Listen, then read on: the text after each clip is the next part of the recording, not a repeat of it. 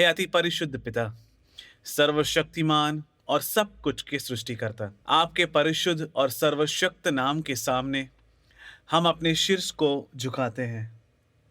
आपके वचन के सामने विनम्र होने के लिए, आपके प्रवृत्तियों और प्रभु वचन के पूरे होने के सब कार्यों को पहचानने के लिए हमारी सहायता कीजिए पिता, ताकि हम अपने शब्दों, विचारों और प्रवृत्तियों के द्वारा आपको महिमान्वित कर सकें।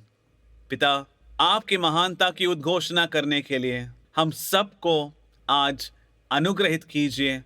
हम आपसे प्रार्थना करते हैं पिता, आमीन। प्रियजनों, अगर हम पढ़ें दानियल का पुस्तक अध्याय 8 वचन 23 से 25 में हम पढ़ते हैं, यहाँ लिखा है वचन इस प्रकार, जब उनके पाप का घड़ा भर जाएगा, एक राजा उदित होगा। उसका चेहरा कठोर और स्वभाव कुटिल होगा। वह दो मुही बातें करेगा। वह शक्तिशाली होगा और हर जगह विनाश का भयानक ढेर लगा देगा। जो भी कार्य वह हाथ में लेगा उसमें वह सफल होगा। वह शक्तिशाली नेताओं और भक्तों के जन समुदायों को नष्ट कर देगा। वह अपनी धूर्तता में अपने हर एक कपटपूर्ण कार्य में सफल होगा। अपनी सफलता से वह मन ही मन फूलकर कुप्पा हो जाएगा। वह बिना चेतावनी दिए ही अनेक लोगों का वध कर देगा। यहाँ तक वह शासकों के शासक का भी विरोध करेगा, किंतु वह अंत में बिना किसी व्यक्ति के हाथ लगाए ही टूट जाएगा। ऐसा कब होगा? अंत समय में। क्या लिखा है वचन में? एक राजा उदित होगा, उसका चेहरा कठोर और स्वभाव कुटिल होगा। वह दो में ही बातें करेगा। एक राजा उठेगा, उसका चेहरा कठोर और स्वभाव कुटिल होगा। तो एक ऐसा राजा उठेगा, लिखा है वचन में। परिजनों, हम पहले ही देख चुके हैं कि स्वर्गदूत गब्रियल ने प्रवाचक दानियल को जो दर्शन दिखाए थे वे सभी अंत समय से संबंधित थे। दानियल की पुस्तक में भी इसका स्पष्ट उल्लेख है। प्रियजनों, लिखा है वह शक्तिशाली होगा और हर जगह विनाश का भयानक ढेर लगा देगा। जो भी कार्य वह हाथ में लेगा उसमें वह सफल होगा। वह शक्तिशाली नेताओं और भक्तों के जन समुदायों को नष्ट करेगा। वह कितने दिनों तक सफल होगा, यह बाइबल में लिखा गया है। वह शक्तिशाली नेताओं और विशुद्ध जन को नष्ट करेगा। प्रियजनों, वचन स्पष्ट रूप से लिखा है वह अपनी धूर्तता से अपने हर एक कपटपूर्ण कार्य में सफल होगा। अपनी सफलता से वह मन ही मन फूलकर कुप्पा हो जाएगा। वह बिना चेतावनी दिए ही अनेक लोगों का वध कर देगा। यहाँ तक कि वह शासकों के शासक का भी विरोध करेगा, किंतु वह अंत में बिना किसी व्यक्ति के हाथ लगाए ही टूट जाएगा। और यही उसका स्वभाव है, क्योंकि वह शैतान का संतान है। वह बिना किसी चेतावनी के बहुतों को नष्ट कर देगा और शासकों के शासक के विरुद्ध करेगा, उनके खिलाफ खड़ा होगा, परंतु वह तोड़ा जाएगा, मनुष्य के हाथों से नहीं। और जिस प्रभु वचन में हमने इस संकेत के बारे में देखा था, उसमें इसका उल्लेख किया गया है। थिस्सलुनीयों के नाम दूसरा पत्र अध्याय 2 वचन 8, वचन इस प्रकार कहता है, तब वह अधर्मी प्रकट होगा जिसे प्रभु यीशु क्रिस्त अपने मुख के श्वास से नष्ट करेगा और अपने आगमन के प्रताप से भस्म कर देगा। तो मसीह विरोधी के आने का संकेत जो शैतान का संतान है और धर्म त्याग जो उसके लिए अपना कार्य शुरू करने और उस स्थान में प्रवेश करने का मार्ग प्रशस्त करता है जहां वह अपने प्रभुत्व का प्रयोग करेगा, यह वह संकेत चिन्ह है जिसे प्रभु के बच्चों को पहचानना और समझना है। आज यह लोगों के विश्वास त्यागने के बारे में नहीं है जैसे कि अधिकांश लोग आज सोचते हैं। प्रियजनों, ध्यान देने योग्य एक और महत्वपूर्ण बात है कि वह समय जब धर्म त्याग होता है। यह ऐसे समय में होगा जब लोगों को सबसे ज्यादा धोखा दिया जा रहा होगा, क्योंकि लोगों को धोखा देने के लिए शैतान द्वारा स्वधर्म त्याग का कार्य भी किया जा रहा है। प्रियो, वह कौन सा समय है जब लोग सबसे अधिक धोखा खाएंगे? जब पाप इस पृथ्वी पर उसका चरम सीमा पर पहुंचता है, यानी अंतिम काल में, यानी आप प्रभु ने इसकी भविष्यवाणी की है। एक वचन हम पढ़ेंगे, मत्ती का सुसमाचार अध्याय 24 वचन 24 और 25 इस प्रकार कहता है, क्योंकि झूठे मसीहा तथा झूठे नबी प्रकट होंगे और ऐसे महान चिन्ह तथा चमत्कार दिखाएंगे कि यदि संभव हो तो वे चुने गए लोगों को भी बहका दें। देखो, मैंने तुम्हें पहले से ही सचेत कर दिया है। यहाँ चर्च के अधिकारी आज यह कहकर लोगों को धोखा देते हैं या गुमराह करते हैं कि सच्चा प्रवाचक वह है जिसे चर्च से अनुमति प्राप्त है। प्रियजनों, सबसे पहले हमें यह देखना है, यूहन्ना बपतिस्मा और यीशु मसीह के समय के बाद प्रवाचक नहीं भेजे गए हैं। इंजिलवादी या जिन्हें इवेंजलिस्ट कहा जाते हैं, या जो लोग सुसमाचार का प्रचार करते हैं, वे भविष्यवक्ता या प्रवाचक नहीं हैं। हो सकता है कि परिशुद्ध आत्मा ने भविष्यवाणी का वरदान उन्हें दिया हो, लेकिन उनके पास प्रवाचकों की आत्मा नहीं है। पुराने प्रवाचकों की आत्माएं केवल अंत समय में ही भेजी जाती हैं। प्रियजनों, चर्च की मंजूरी या उसके नेताओं की स्वीकृति एक सच्चे प्रवाचक का लक्षण नहीं है। यदि आप बाइबल की जांच करें तो आप पाएंगे कि प्रभु द्वारा भेजे गए किसी भी प्रवाचक को चर्च या चर्च के बुजुर्गों या उसके अधिकारियों द्वारा अनुमोदित नहीं किया गया था। उन्होंने उन्हें स्वीकार नहीं किया, केवल विरोध किया। बाइबल की जांच करें, यहां तक कि यीशु मसीह ने भी इसकी गवाही दी थी। इसके अलावा परिशुद्ध आत्मा ने पहले रक्त साक्षी स्तेफनुस के माध्यम से बात की, जिसने फरीसियों पर उनके चेहरे पर आरोप लगाया, आपके पूर्वजों ने किस नबी पर अत्याचार नहीं किया? क्या प्रवाचकों में से कोई भी जिस भी समय में वे इस पृथ्वी पर भेजे गए थे, क्या वे चर्च या पुरोहितों, उस समय के पुरोहितों या अधिकारियों द्वारा अनुमोदित थे? नहीं। वास्तव में उन पर अत्याचार किया गया और उन्हें मार डाला गया। दरअसल अपने कार्यों को सही ठहराने के लिए चर्च के अधिकारियों ने लोगों को सिखाया कि चर्च की स्वीकृति ही एक सच्चे प्रवाचक का संकेत है, और इस प्रकार उन्होंने विश्वासियों को अंधा बना दिया है। चर्च या उसके नेताओं की स्वीकृति इस बात का संकेत नहीं है कि वह व्यक्ति एक प्रवाचक है जो गॉड द्वारा भेजे गए हैं, और इसे तुम्हें विवेचित करना और समझने में सक्षम या काबिल होना चाहिए। जो कोई उनकी बातों पर कान देगा वह धोखा खाएगा और गुमराह होगा, और वह फिर से होगा जैसे 2000 साल पहले हुआ था। यदि संभव हो तो चुने हुए लोगों को भी गुमराह करने के लिए वे बड़े बड़े चिन्ह और चमत्कार दिखाएंगे। वचन साक्षी देता है। अब आइए हम प्रभु वचन पर वापस लौटते हैं जिसकी हम जांच कर रहे थे। यहाँ बताया गया है कि किसे धोखा दिया जाएगा। थिस्सलुनीकियों के नाम दूसरा पत्र अध्याय 2 वचन 9 और 10। परंतु अधर्मी का आगमन शैतान के प्रभाव से है, जो हर प्रकार के शक्तिशाली चिन्ह और कपटपूर्ण चमत्कार दिखाकर नाश होने वाले व्यक्तियों को हर प्रकार के अधर्म भ्रम में डालता है, क्योंकि उन्होंने उस सत्य से प्रेम करना स्वीकार नहीं किया जो उन्हें बचाने में समर्थ है। परंतु अधर्मी, यह मसीह विरोधी की आत्मा है।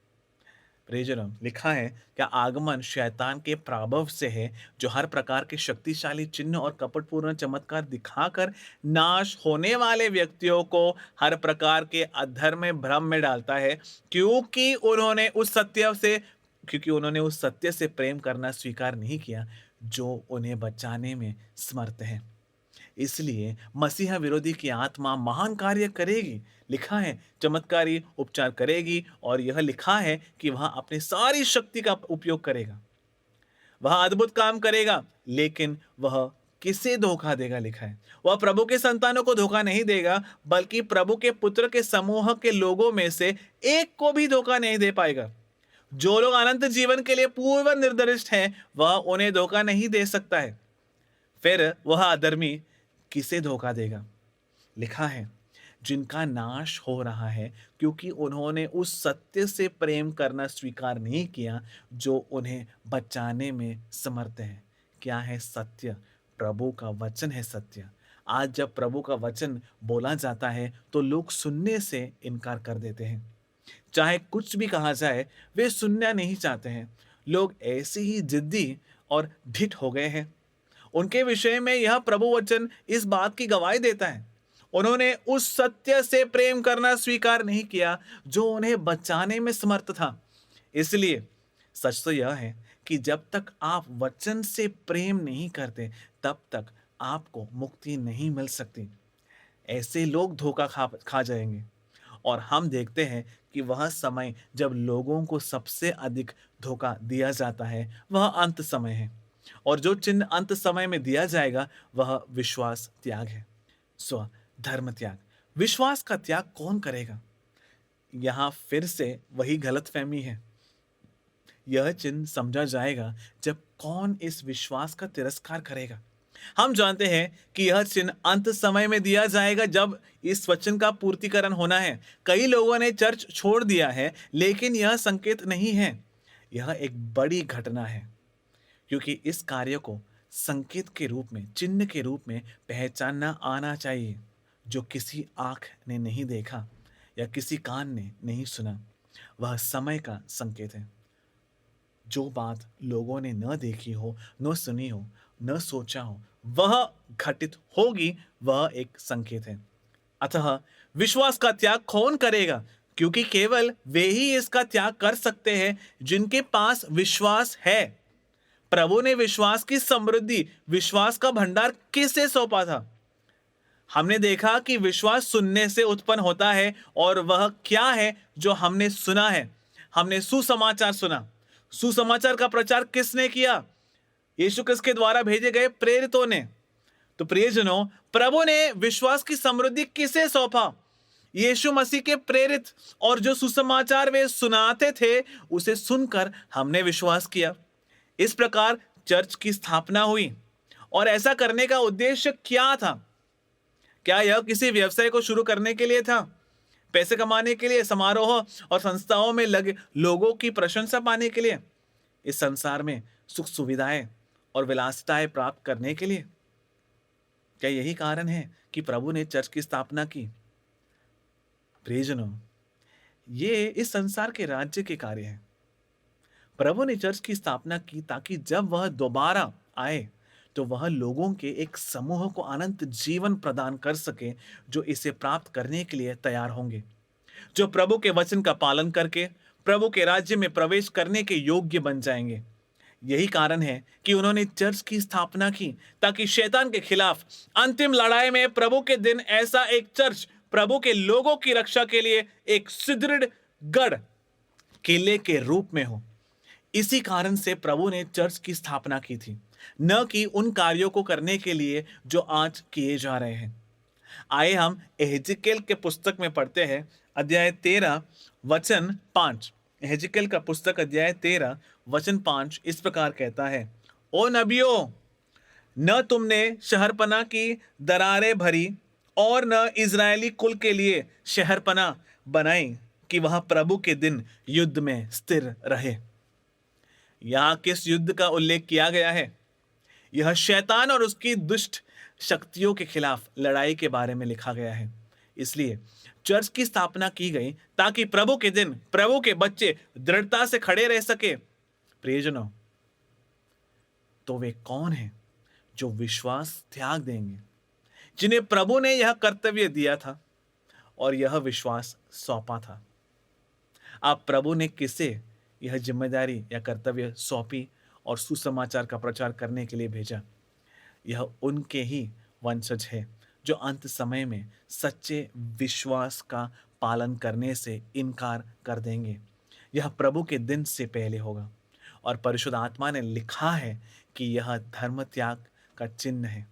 अतः जो व्यक्ति विश्वास के आधार सत्य को अस्वीकार कर देता है, उसे विश्वास का नेता या चर्च का मुख्य माना जाता है। यह समय का संकेत, चिन्ह है। इसलिए शैतान को कम मत समझना, वह धोखेबाजों का नेता है। क्या वह सीधे सीधे किसी से कहेगा कि प्रभु को त्याग दो, सत्य को त्याग दो या प्रभु वचन को त्याग दो? नहीं, वह बड़ी चालाकी और धोखे से काम करेगा और विश्वास को त्याग देगा, लेकिन बाहरी तौर पर वह विशुद्धि का दिखावा करेगा। इसे इसे हम पढ़ते हैं तिमोथी के नाम दूसरा पत्र अध्याय 3 वचन 1 से 5 में इसकी जांच करते हैं। वचन इस प्रकार कहता है, तुम निश्चित रूप से जान लो कि अंतिम दिनों में संकटपूर्ण समय आ पड़ेगा। मनुष्य स्वार्थी, लोभी, ढींग मारने वाले, अहंकारी और परनिंदक होंगे। वे अपने माता पिता की आज्ञा नहीं मानेंगे। उनमें कृतज्ञता, पवित्रता, प्रेम और दया का अभाव होगा। वे चुगलखोर, असंयमी, क्रूर, हर प्रकार की भलाई के बैरी, विश्वासघाती, दुस्साही और घमंडी होंगे।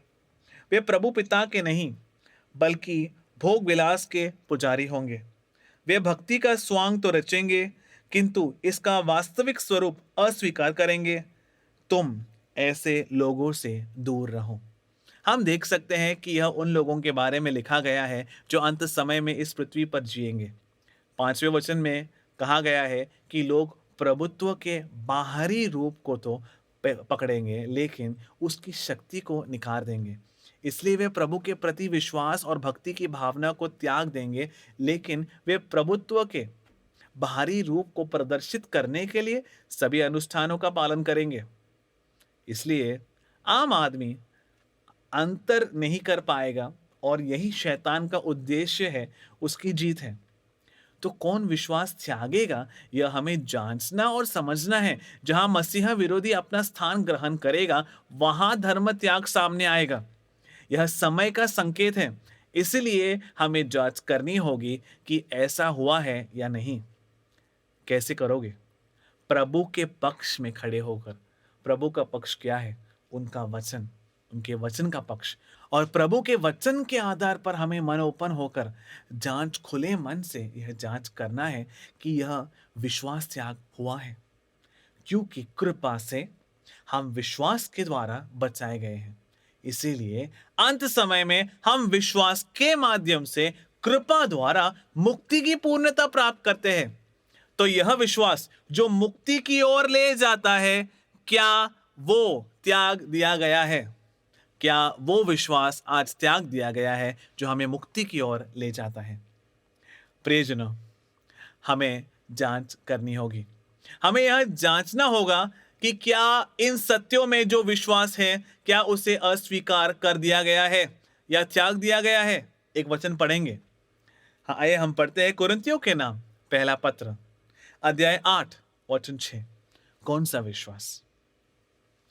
फिर भी हमारे लिए तो एक ही प्रभु है, वह पिता जिससे सब कुछ उत्पन्न होता है और जिसके पास हमें जाना है, और एक ही प्रभु है अर्थात यीशु मसीह, जिनके द्वारा सब कुछ बना है और हम भी उन्हीं के द्वारा अस्तित्व में हैं। तो यीशु मसीह के पिता ही सब कुछ के निर्माता और एकमात्र सत्य प्रभु गॉड है। यह ईसाई धर्म का सार या नींव है। एकमात्र सत्य प्रभु में विश्वास करना अर्थात जो यीशु मसीह के पिता है, जो सभी के निर्माता है, जो प्रभु के वचन के माध्यम से प्रकट होता है, जिन्होंने कलवारी के पर्वत पर अपने प्रिय पुत्र को बलि चढ़ाया, जो हमारे लिए परिश्रम कर रहे हैं, जिन्होंने हमारे लिए एक राज्य तैयार किया है, जो पापियों को दंड और नीतिमानों को प्रतिफल देते हैं, वे ही एकमात्र सत्य प्रभु गॉड है। यही है विश्वास की बुनियाद। यदि इसे अस्वीकार कर दिया जाए तो हम इसे धर्म त्याग मान सकते हैं। यदि आज हम विभिन्न विद्वानों की शिक्षाओं और थीसिस पढ़ेंगे तो हम पाएंगे कि उन्होंने इन सत्यों की व्याख्या इसमें जोड़कर, मिलावट करके तथा इस विश्वास को विकृत कर दिया है। आज चर्च के मुख्यालय में ही उन्होंने मूर्तियों की पूजा की और यह कहकर इसे सफेद पोता लगा दिया, कहकर कि इसमें कुछ भी गलत नहीं है। उन्होंने ऐसे अनुष्ठानों का पालन किया है जो प्रभु के दृष्टि में घृणित है और चर्चों को घृणित वस्तुओं से आज भर दिया है। अनेक कार्य और शिक्षाएं जो एकमात्र सत्य प्रभु के विरुद्ध है, चर्च अधिकारियों द्वारा किए जा रहे हैं। आज यदि प्रभु के लोग प्रभु के पक्ष में खड़े हैं और प्रभु के वचन के आधार पर इसकी जांच करेंगे तो उन्हें अवश्य इसका एहसास होगा। प्रभु ने इन सब चीज़ों के बारे में पहले से ही हमें संबोधित किया है। अगर हम व्यवस्था विवरण पढ़ें, व्यवस्था विवरण अध्याय 32 वचन 15 से 19 में वचन इस प्रकार कहता है, पर तू यशूरन खा पीकर मोटा होकर लात मारने लगा। तू मोटा हुआ, हष्ट-पुष्ट हुआ, तेरी देह पर चर्बी चढ़ गई। तब तूने प्रभु को छोड़ दिया जिन्होंने तुझे बनाया था। अपने मुक्ति के चट्टान के साथ मूर्खतापूर्ण व्यवहार किया। इजरायली लोग ने अजनबी देवताओं की वंदना कर प्रभु को ईर्ष्यालु बनाया। घृणित प्रथाओं का पालन कर उसके क्रोध को भड़काया है।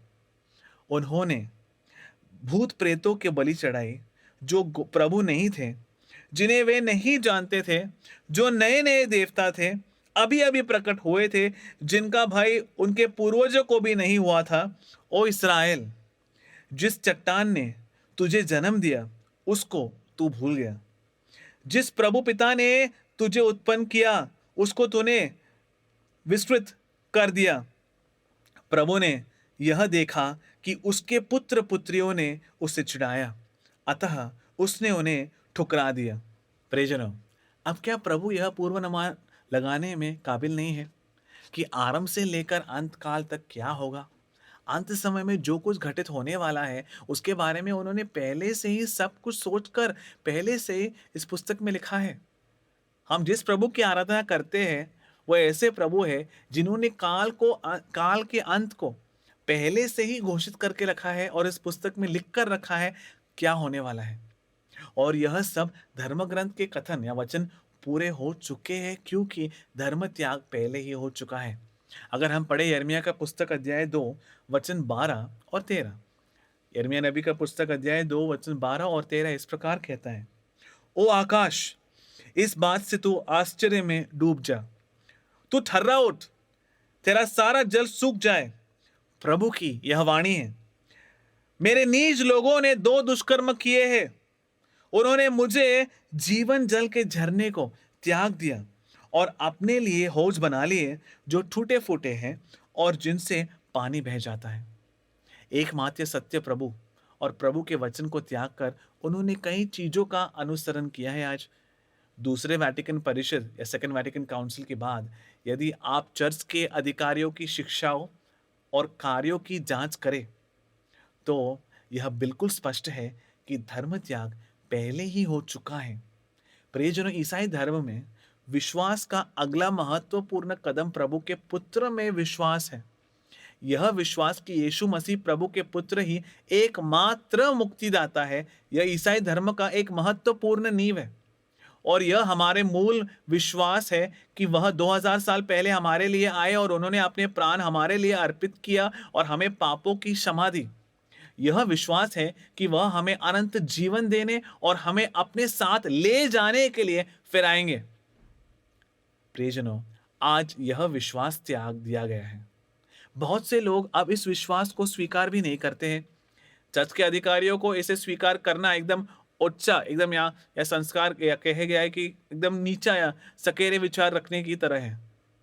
इसे ही प्रभु के पुत्र का तिरस्कार करना कहा जाता है। अगर हम पढ़े योहान का सुसमाचार अध्याय 1 वचन 11 और 12 में हम पढ़ते हैं, वचन इस प्रकार लिखा है, वह अपनों के पास आया और उसके अपने लोगों ने ही उसे नहीं अपनाया, किंतु जिन्होंने उसे अपनाया और उसके नाम में विश्वास किया उन सबको उसने प्रभु पिता के संतान बनने का अधिकार दिया। उन्होंने यीशु मसीह और उनकी शिक्षाओं को आज अस्वीकार कर दिया।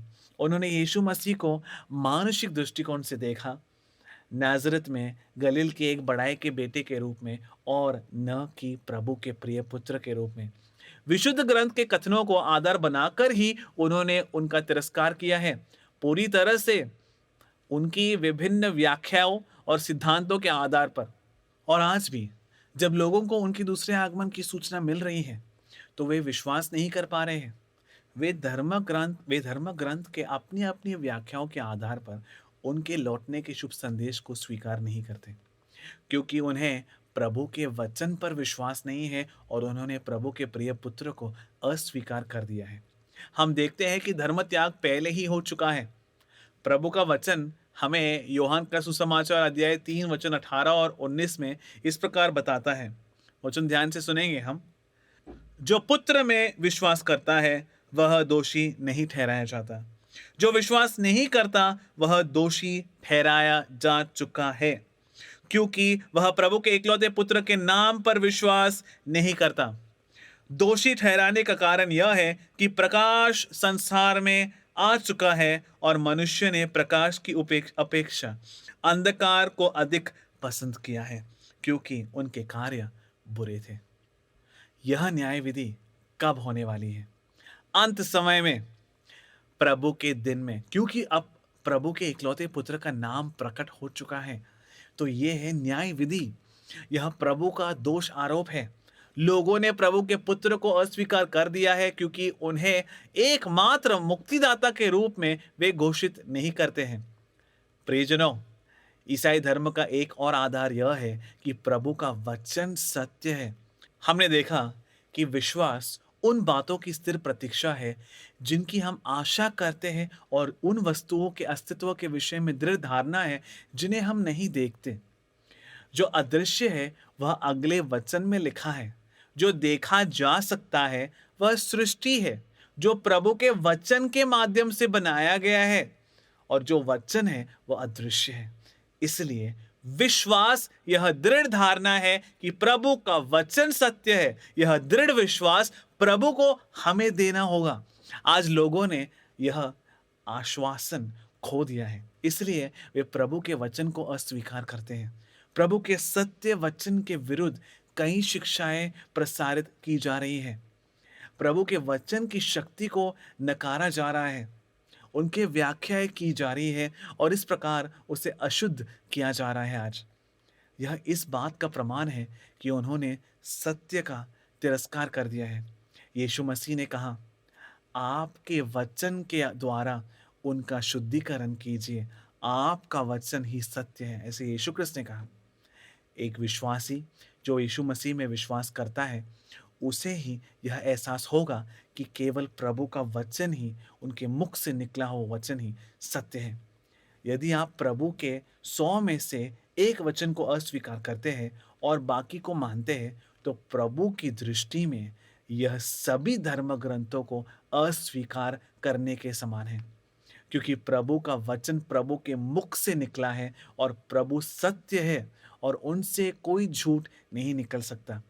प्रियजनों, आज बाइबल के विद्वानों और प्रचारकों के पास कई दर्शन हैं। वे कहते हैं कि कोई गॉड नहीं है, कोई भी प्रभु के वचन पर विश्वास नहीं करता।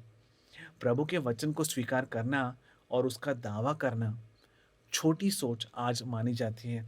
इस प्रकार प्रभु के वचन को अस्वीकार कर दिया जाता है। प्रियजनों, तो धर्म त्याग निश्चित रूप से घटित हुआ है। प्रभु के बच्चों को इसे एक संकेत के रूप में देखना चाहिए और सत्य का उन्हें एहसास होना चाहिए। चिन्ह देखने के बाद हमें जो करना चाहिए, इसका उल्लेख किया गया है। एक वचन हम पढ़ते हैं, एहजकेल का पुस्तक अध्याय 13 वचन 13 से 15। इसलिए प्रभु यो कहता है, मैं क्रोध से प्रचंड आंधी भेजूंगा, मेरे प्रकोप के कारण मूसलाधार वर्षा होगी। मैं गुस्से में बड़े बड़े ओले गिराऊंगा और उसको नष्ट कर दूंगा। ओ नबियों, जिस दीवार की तुमने लिपाई पुताई की है, उसको मैं धूल में मिला दूंगा। मैं उसकी नींव तक उखाड़ दूंगा। जब वह गिरेगी, तब तुम भी उसमें दबकर मर जाओगे। तब तुम्हें मालूम होगा कि मैं ही प्रभु हूं। इस प्रकार मैं दीवार पर और उसको पोतने वाले नबियों पर अपना क्रोध उतारूंगा। तब मैं तुमसे पूछूंगा, कहाँ गई तुम्हारी दीवार और कहाँ गए उसको पोतने वाले? प्रियजनों, हमने देखा कि प्रभु का क्रोध कब प्रकट होता है इस पृथ्वी पर। प्रभु के दिन में। यह अलंकारिक रूप से नहीं है। प्रभु कह रहे हैं कि जो लोग लिपाई पुताई कर रहे हैं वे नष्ट हो जाएंगे, और प्रभु के वे बच्चे जो धर्म त्याग के चिन्ह को पहचानते हैं उन्हें इस दीवार या इस किले से बाहर आना चाहिए जो नष्ट होने वाली है। यशायाह नबी का पुस्तक अध्याय 52 वचन 7 से 11 हम पढ़ते हैं। वचन में लिखा है, पर्वतों पर उसके चरण कितने सुंदर दिखाई देता है, जो शुभ समाचार सुनाने के लिए आता है, जो शांति का संदेश सुनाता है, जो कुशल मंगल का समाचार लाता है, जो मुक्ति की सूचना देता है, जो सियोन से कहता है, तेरा प्रभु गॉड राजा है। सुन, तेरे पहरेदार ऊंचे स्वर में सब मिलकर आनंद से गीत गा रहे हैं। वे साक्षात देख रहे हैं, प्रभु सियोन को लौट रहा है। ओ यरूशलेम के उजाड़ स्थानों, उमंग में सब मिलकर गीत गाओ, क्योंकि प्रभु ने अपने निज लोगों को समाधान प्रदान की है। उसने यरूशलेम को मुक्त किया है। सभी राष्ट्रों की आंखों के सामने युद्ध के लिए प्रभु ने अपनी पवित्र भुजा प्रकट की है। समस्त पृथ्वी के देश एक कोने से दूसरे कोने तक हमारे प्रभु पिता के उद्धार का दर्शन करेंगे। चले जाओ, चले जाओ, बेबीलोन से बाहर निकलो, अशुद्ध वस्तु को स्पर्श मत करो। ओ प्रभु के विशुद्ध पात्रों को उठाने वालों, बेबीलोन के मध्य से बाहर निकलो और अपने आप को शुद्ध करो। जिन्होंने यह कहा वह विधान का दूत है, जिसे सियोन में भेजा गया है इस शुभ समाचार का प्रचार करने, और जिसने यह घोषणा की है वह जोसेफ पुन्नार है। और खुशी क्यों है? क्योंकि वे प्रभु को सियोन में वापसी लौटते हुए देखते हैं। वचन 11 में कहा जा रहा है कि जब जहां धर्म त्याग हुआ है वहां से निकल जाओ और वहां से प्रस्थान करो और अपने आप को शुद्ध करो। हम पढ़ते हैं यिर्मयाह नबी का पुस्तक अध्याय 51 वचन 6। वचन इस प्रकार कहता है, बेबीलोन से भाग जाओ, प्रत्येक मनुष्य अपना प्राण बचाए। यह प्रभु के प्रतिशोध लेने का समय है। वह बेबीलोन को उसके दुष्कर्मों का प्रतिफल दे रहा है। ऐसा न हो कि उनके साथ तुम्हारा भी संहार हो जाए। यह बात तब नहीं कही गई थी जब इजरायलियों को बेबीलोन में बंदी बनाकर ले जाया गया था। जिस स्थान को बेबीलोन कहा जाता है उसके बारे में विशुद्ध ग्रंथ में बहुत स्पष्ट रूप से लिखा गया है। अगर हम पढ़े प्रकाशना का पुस्तक अध्याय 18 वचन 4 से 7, हम जानते हैं कि प्रकाशना के पुस्तक में जो भी कार्य लिखे हैं वो कब घटित होते हैं, अंतिम काल में। वचन पढ़ते हैं, मुझे स्वर्ग में से एक अन्य वाणी यह कहते हुए सुनाई पड़ी, मेरी प्रजा महानगरी में से निकल जाओ, कहीं ऐसा ना हो कि तुम उसके पापों में भागीदार और उसकी विपत्तियों के शिकार बनो, क्योंकि उसके पापों का अंबार आकाश तक ऊंचा हो गया है और प्रभु पिता ने उसके अपराधों का स्मरण किया है। उस महानगरी ने जैसे किया तुम भी उसके साथ वैसे ही करो। उसके कुकर्मों का दुगना बदला चुकाओ और उसने जो प्याला दूसरों के लिए भरा है उसमें उसके लिए दुगना डाल दो। उसने जितना डिंग मारी और जितना भोग विलास किया है उसे उतनी यंत्रणा और उतना शोक दो। वह अपने मन में यह कहती है, मैं रानी की तरह सिंहासन पर विराजमान हूँ, मैं विधवा नहीं हूँ और कभी शोक नहीं मनाऊंगी, क्योंकि उसके पापों का अंबार आकाश तक ऊंचा हो गया है और प्रभु पिता ने उसके अपराधों का स्मरण किया है। तो लिपाई पुताई करने का कोई फायदा नहीं है। मनुष्य की दृष्टि में तुम अपने धन और शक्ति का उपयोग कर सकते हो और अपने निशानों को छिपा सकते हो, लेकिन उन्हें प्रभु से छिपाना संभव नहीं है।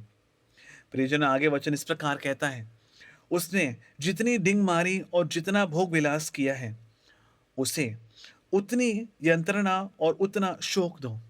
वह अपने मन में यह कहती है, मैं रानी की तरह सिंहासन पर विराजमान हूँ, मैं विधवा नहीं हूँ और कभी शोक नहीं मनाऊंगी।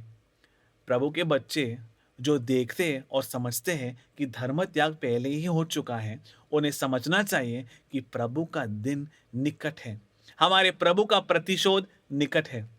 और इस बात को समझते हुए उन्हें उस जगह से बाहर आना पड़ेगा। एक वचन पढ़ते हैं प्रकाशना का पुस्तक अध्याय 16 वचन 19। वचन इस प्रकार कहता है, महानगर के 3 खंड हो गए हैं और राष्ट्रों के नगरों का सर्वनाश हो गया। प्रभु पिता ने महान नगरी बैबलोन को याद किया और उसे अपने क्रोध की तीखी मदिरा का प्याला पिलाया। जैसे कि बाइबल के विद्वान प्रकाशना की पुस्तक में उल्लेखित घटनाओं के बारे में बात करते हैं, यह रोमनों के समय के पहले चर्च के उत्पीड़न के बारे में नहीं है, जो अंतर्भ्यास या हेलुसिनेशन ये लोग बोलते हैं, तब के दिन की तरह लिखे गए हैं। यह उन घटनाओं के बारे में लिखा गया है जो अंत समय में प्रभु के दिन में घटित होंगे। परंतु जिन लोगों ने पिता के वचन की गलत व्याख्या की है और उसे व्यर्थ और शून्य बना दिया है, वे इसे कभी स्वीकार नहीं कर सकते हैं। हम एक वचन पढ़ेंगे, यिर्मयाह नबी का पुस्तक अध्याय 4 वचन 5 और 6 इस प्रकार कहता है, यहूदा प्रदेश में यह घोषित करो, राजधानी यरूशलेम में यह कहो, सारे देश में खतरे का बिगुल बजाओ, नागरिकों को पुकार पुकार कर कहो, एकत्र हो और किलाबंद नगरों में जाओ, सिय्योन के मार्ग पर ध्वजा फहराओ कि लोगों को रास्ता मालूम हो, नगरों में मत रुको, सुरक्षित स्थानों को भाग जाओ, क्योंकि मैं उत्तर दिशा से महाविनाशकारी शत्रु को लाऊंगा। तो हमें सूचित किया जा रहा है कि प्रभु के क्रोध का दिन निकट आ गया है। जो लोग देखते हैं कि धर्म त्याग पहले ही हो चुका है, उन्हें आगे क्या करना है, यह प्रवाचक के माध्यम से लिखा गया है। इसीलिए जो लोग प्रभु के वचन पर विश्वास करते हैं, वे उसके अनुसार कार्य अवश्य करेंगे। हम एक वचन पढ़ते हैं, रोमियो के नाम पत्र अध्याय 13 वचन 11 इस प्रकार कहता है, आप समय पहचानते हैं। वचन आरंभ होता है, आप समय पहचानते हैं, आप जानते हैं कि नींद से जागने की घड़ी आ गई है। जिस समय हमने विश्वास किया था, उस समय की अपेक्षा अब हमारी मुक्ति अधिक निकट आ चुकी है। क्यों और किस लिए? इस प्रवाचक यशायाह ने, शुभ समाचार के दूत ने धर्म ग्रंथों से मोहरें हटा दी और हमें ये संकेत दिखाए हैं, ताकि हम समय के संकेतों को, चिन्हों को समझे और वे कार्य करें जो पिता हमसे चाहते हैं, ताकि हम प्रभु का उद्धार, मुक्ति प्राप्त कर सकें। उन्होंने प्रभु के क्रोध के बारे में हमें बताया है, प्रभु के बच्चों में डर पैदा करने के लिए नहीं, बल्कि उन्हें पाप से दूर करने के लिए, उन परिस्थितियों से दूर करने के लिए जो हमें पाप की ओर ले जाती हैं और प्रभु की मुक्ति की ओर मोड़कर हमें बचाए जाने के लिए। और यही कारण है कि प्रभु यह सब हमारे सामने प्रकट कर रहे हैं। आज सभी लोग गहरी नींद में हैं, जीवन की सुख सुविधाओं में, पाप में, महिमा की चाह में। तो प्रभु के बच्चों को मुक्ति के लिए तैयार करने के लिए, जो हमारे बहुत निकट है, प्रभु ने शुभ समाचार की घोषणा की है, जो एक ऊंची पुकार की तरह है।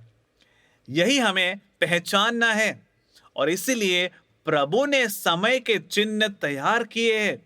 प्रभु ने विश्वास के परित्याग का संकेत प्रकट किए हैं और हमें दिखाया है, ताकि हम उस समय को समझ सकें जिसमें हम जी रहे हैं आज, ताकि हम जान सके कि अब हमें क्या करना है, क्योंकि प्रभु का दिन निकट आ गया है, ताकि हम समझ सके कि मुक्ति और दंड बिल्कुल द्वार पर ही है। इसलिए प्रभु के बच्चों को सभी प्रकार के पाप के गुलामी से मुक्त होना होगा। आए हम वापस आते वचन में, थिस्सलुनीकियों के नाम दूसरा पत्र अध्याय 2 वचन 1 से 4। वचन इस प्रकार कहता है, भाइयों और बहनों, हमारे प्रभु यीशु मसीह के आगमन और उनके सामने हम लोगों के एकत्र होने के विषय में हमारा एक निवेदन यह है, किसी आत्मिक प्रकाशन, व्यक्तित्व अथवा पत्र के कारण जो हमारी ओर से जान पड़े, आप लोग आसानी से यह समझकर न उत्तेजित हो और न घबराए कि प्रभु का दिन आ चुका है। कोई आप लोगों को किसी भी तरह न बहकाए। वह दिन तब तक नहीं आ सकता जब तक कि पहले धर्म विद्रोह न हो जाए और वह अधर्म पुरुष प्रकट न हो जाए जिसका विनाश अनिवार्य है। वह अपने घमंड में उन सब का विरोध करता और उनसे अपने को बड़ा मानता है जो देवता कहलाए या पूज्य समझे जाते हैं। यहाँ तक कि वह प्रभु पिता के मंदिर में विराजमान होकर स्वयं प्रभु होने का दावा करता है। यह धर्म त्याग हो चुका है और जल्द ही मसीह विरोधी को प्रकट करने के लिए सभी तैयारियां की जा रही हैं। प्रभु नीतिमान है, उन्होंने हमें सब कुछ पहले से ही बता दिया है। यह सब विशुद्ध ग्रंथ में लिखा गया है और हमारे हाथों में इसे दिया है। हमें बस पढ़ना और समझना है। यह सब समझने के लिए आपको धर्मशास्त्र में डिग्री की आवश्यकता बिल्कुल नहीं है। प्रभु के वचन पर विश्वास करना ही एकमात्र ऐसी चीज है जो आवश्यक है। अपनी आंखें खोलो, चारों ओर देखो और समय के चिन्हों को देखो और समझो अब समय आ गया है। संसार के पक्ष से हटकर पिता के पक्ष लेना, उस मुक्ति पर विचार करें और उनकी मुक्ति को पूर्ण रूप से चाहे जो पिता हमें देना चाहते हैं। अपने पुत्र के द्वारा प्रभु हमें इस अनंत मुक्ति की ओर ले जाएंगे जो हमारे लिए उन्होंने तैयार किया है। यह चिन्ह हमें प्रभु द्वारा दिखाया गया है ताकि प्रभु के बच्चे इस चिन्ह को देख सके और अपने जीवन को सही मार्ग पर बढ़ा सके। प्रभु ने प्रत्येक बच्चों को इस चिन्ह को स्वीकार या अस्वीकार करने की स्वतंत्रता दी है।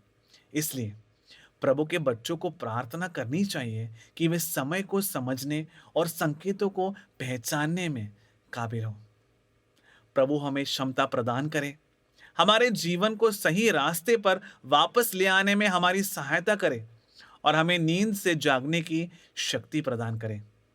वह हम में से हर एक को इस मुक्ति को अपना बनाने के लिए सुशक्त बनाए। वह मुक्ति जो हमारे लिए तैयार की गई है। प्रभु के सभी बच्चे प्रभु की उपस्थिति में यह प्रार्थना उठाए।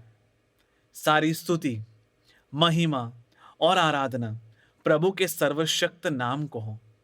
आमीन।